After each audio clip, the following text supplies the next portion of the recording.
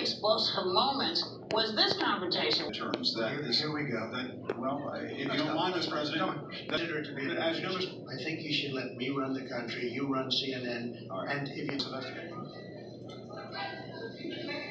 Mr. President.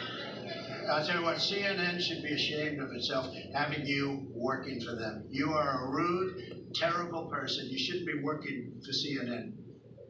So Costa wound up getting his press pass suspended because the White House says he inappropriately touched that young woman with the mic.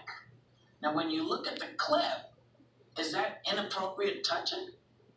It seems like he's just pulling the mic back. I'm sorry. I think that the country should be ashamed watching that yesterday.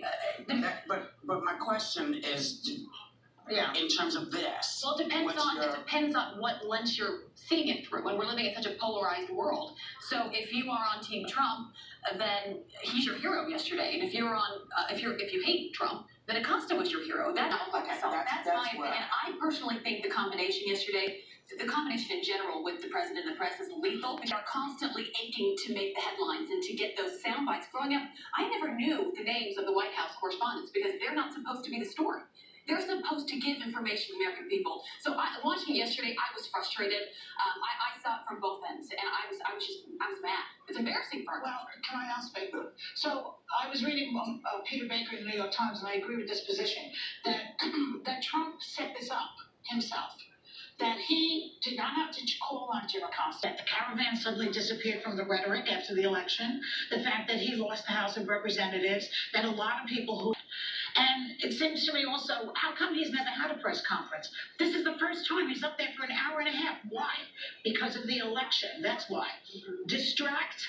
Make Jim Acosta the story, and you don't have to talk about global warming, taxes for rich people. That's not wrong. It's a great head. Yeah. That's one of the points I was going to make, too. Right. One thing I want to say when we're talking about assault, I was one of the women who signed the petition against Corey Lewandowski for my friend Michelle Fields when he assaulted her at trying to ask questions at a Trump rally, or a Trump event. It was in a background event. There's clips of it if you want to see it. So I do not like people touching me in general. I don't think, especially a man in a situation like that. Touched him, maybe. And that's where I'm at now.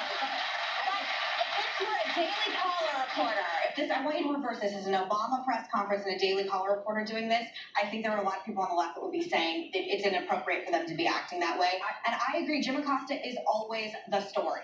He's always the story. I'm standing. And I want to just have questions answered about the caravan in a way where the president can at least have his feet held to the fire about what's going on without Jim Acosta continuing being in the headlines. For me, I was a battery, not by Jim Acosta, but by the young White House aide. When you are holding something, if I may, if you're holding something and you snatch this from me, this cup is now an extension of me. And that means you've battered me. You've assaulted me. So you're blaming the woman in this situation. You're blaming the woman's fault for her job. She was so excited. I'm not assigning blame. Intern should be arrested for battery. I'm telling you what the law is. So we should get her arrested for battery.